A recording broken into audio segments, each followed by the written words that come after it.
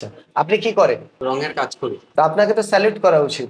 আপনি রঙের কাজ করেও আপনার ওয়াইফকে সহযোগিতার হাত বাড়িয়ে দিচ্ছেন, এটা তো খুবই আনন্দের কথা। লক্ষ্মীকান্তপুর থেকে আসতে আমার বাড়ি থেকে 2 ঘন্টা লাগে আমার বাড়িখানটা আসতে। আমার খুবই কষ্ট হয়, সেটা আমার হাসবেন্ড ছাড়া আর কেউ বোঝে না। জয় হিন্দ বন্ধুরা, আশা করি আপনারা ভালো আছেন। আমি আপনাদের বন্ধু এক্সোজার ফিরদৌস মন্ডল, আপনারা হাজির প্রি ডিফেন্স একাডেমিতে। বন্ধুরা, আজকের আমার একটি ছাত্রী যে এতদিন আমার অফিসে আপ ডাউন করতো, তার বাড়ি অনেক দূর, আসতে এবং যেতে অনেক অসুবিধা হচ্ছিল। সেই জন্য সে আজ থেকে আমার হোস্টেলে থাকবে। আর আজকের তার হাজব্যান্ড আমাকে আমার ছাত্রীটাকে দিতে এসেছে। তো সর্বপ্রথম ওনাদের সঙ্গে কথা বলে নেব এবং তারপরে কিছু জিনিস আমরা কথোপকথন করব। নমস্কার ভাই।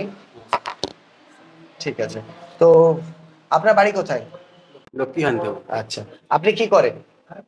ওই রঙের কাজ করি। তো আপনাকে তো স্যালুট করা উচিত।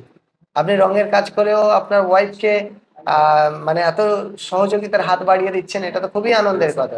অবশ্যই যে যোগ্য, সংসার চালাতে গেলে সবশেষে লাগবে টাকা, আর টাকা কারোর না কারোর একজনকে প্রতিষ্ঠিত হতে হবে, তাই না?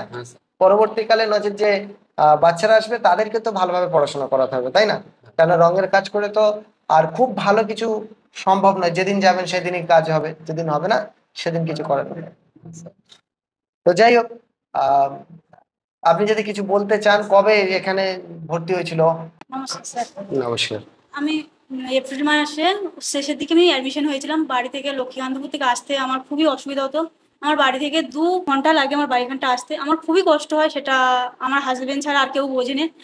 আমার এই পড়াশোনার পেছনে আমার অনেকটাই আমার হাসবেন্ডের হাত। আমার বাড়ি কেউ পছন্দ করতো না যে আমি পড়াশোনা করি বা কাজের বিষয়ে করি, কেউ পছন্দ করতো না। তোর তো খাটতে হবে, খেটে প্রচুর একবারে খাটতে চাকরি হবে। পেতে হবে, তাই না? একদম স্যার, এইটাই কারণ খুবই। কেননা ছেলেরা তো অনেক সুযোগ পায়, মেয়েরা একবারই সুযোগ পায়, তাই না? একদম স্যার।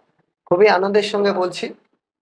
আমি চেষ্টা করব এবং আমি জানি তুই যে আগস্ট মাসে যে ফর্ম বার হবে তাতেই তুই পাশ করবি এবং তাতেই তোর সাকসেস হবে। আমি আশাবাদী, কেননা তৈরিটা তো আমি করব। আর তুই তো জানিস আমি কেমন পড়াই। কিছু বলতে চাইবি যে সকল ভাইরা বা যারা আসতে চাইবে তাদেরকে? একদম, যেই সব ভাইরা বা বোনেরা আসতে চাইছে আসুন, কারণ এই জীবনটা খুবই ছোট। কারণ মেয়েদের জীবনটা অনেকটাই বাড়ির লোক প্রবলেমে করবে, মা বাবার পাশে দাঁড়াতে হবে, এটাই আমার বলার ছিল। মানে ও বলতে চাইলো চাকরি না পেলে তোমার হাঁড়ি মাজতে হবে। হাঁড়ি সবাই মাজে, একটা হচ্ছে আনন্দের সঙ্গে। দেখো, রান্না করা একটা আর্ট, অনেক ছেলেরাও রান্না করে, অনেক মেয়েরাও রান্না করে, সেটা তো ব্যাপার না। কিন্তু আনন্দের সঙ্গে আজকে যদি ও চাকরি পেয়ে যায়, বাড়িতে যখন ফিরবে ওর শাশুড়ি মার জন্য যদি একটা শাড়ি কিনে আনে বা একটু খাবার কিনে আনে, কত সুন্দর লাগে। কেননা আমার এক ভাই আছে, ভাইয়েরও ওয়াইফ ও ভিডিওতে সার্ভিস করে, তো ইচ অ্যান্ড এভরিডে ওর মানে ওই আমার মাসিটা এবং মেসোর জন্য খাবার কিনে আনে। সে ফল হতে পারে বা আদার্স খাবার আনতে পারে। তো বছরে 2বার করে বেড়াতে নিয়ে যায় বৌমা।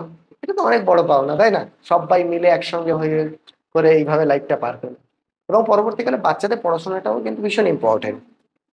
তো যাই হোক, বাস্তব এটাই, সফল হতে হবে। যে যোগ্য আছে, যে মাধ্যমিক পাশ করেছে, যার হাইট আছে, তাকে সাকসেস হতেই হবে।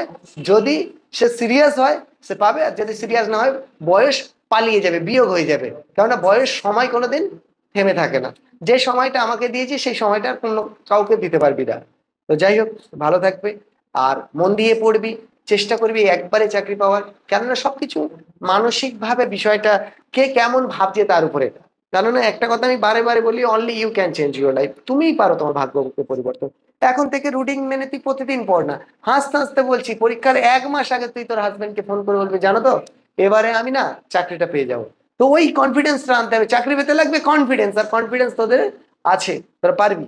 বুঝতে পেরেছিস? আমি তোদের সাথে আছি, একজন তোর ভাই হিসাবে তোর সাথে আছি। তো ধন্যবাদ। আপনারাও ভালো থাকবেন। আপনারা যারা ভিডিওটি দেখছেন, ভিডিওতে কমেন্ট করবেন, অবশ্যই লাইক করবেন, আর সেই সকল বন্ধুদের কাছে পাঠাবেন যাদের রিয়েলি ডিফেন্সের চাকরি দরকার বা যারা গভর্নমেন্ট সার্ভিস করতে চায়। ধন্যবাদ। জয় হিন্দ, জয় ভারত।